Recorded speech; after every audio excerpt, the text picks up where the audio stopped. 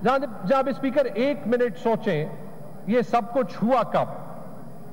ये जो global recession आई है, दूसरे जंगे अजीम के बाद ये दुनिया की बदतरीन माशी रिसेशन थी और उस बदतरीन माशी रिसेशन में ये तरक्की करके दिखाई। जनाब स्पीकर, ये तो था इमरान खान का पाकिस्तान। आज क्या हालात है? 2 महीनों के अंदर डॉलर 178 से 202 रुपए पे, पेट्रोल 150 से 210 रुपए पे, डीजल 149 से 204 रुपए पे, बिजली 17 से 25 और गैस 589 से 854। ये जो महंगाई का बम है, ये पिछले 2 महीनों में ही आया। अगर हुकूमत नहीं चला सकते थे तो फिर हुकूमत ली क्यों?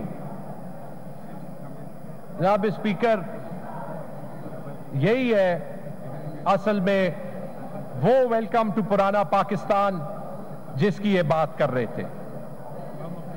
आगे बढ़ते 2021-22 के खैबर पख्तूनख्वा की फाइनेंशियल परफॉर्मेंस का जायजा लेते हैं। सूबाई महसूलात पिछले 3 साल में 2.5 गुना बढ़े हैं, 31 अरब रुपए से 75 अरब रुपए तक। पिछले 3 सालों में खैबर पख्तूनख्वा रेवेन्यू अथॉरिटी मुल्क की बेहतरीन रेवेन्यू अथॉरिटी बनी है। 3 साल में 3 गुना आमदन ज्यादा किया है। 2021-22 में इन मुश्किल हालात के बावजूद 260 अरब रुपए का रिकॉर्ड तरक्याती अखराजात हुए हैं। खैबर पख्तूनख्वा में जो तरक्याती बजट है, सिंध और पंजाब बल्कि पूरे पाकिस्तान में सबसे ज्यादा बजट की शरह खैबर पख्तूनख्वा में है।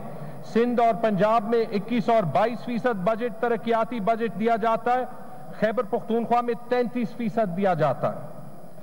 माली इस्लाहात के लिए मुख्तलिफ नए कवानीन लाए जिससे ये सारा निज़ाम बेहतर होने का मौका मिला। और जनाब स्पीकर, चूंकि ये सूबा अच्छा चला, वो सूबा जो दहशत गर्दी का शिकार था, पीटीआई की हुकूमत में सरमायाकारी का मरकज बन गया। आज यहां पे international investment, Hilton hotel, Coke, steel, बड़ी आईटी कंपनीज जैसे एफिनिटी खुद से खैबर पख्तूनख्वा में इन्वेस्ट कर रही हैं। तो ये वो तरक्की का सफर है जो पीटीआई ने पिछले 8-9 साल में यहां पे खैबर पख्तूनख्वा में करवाया। जनाब स्पीकर, अभी आते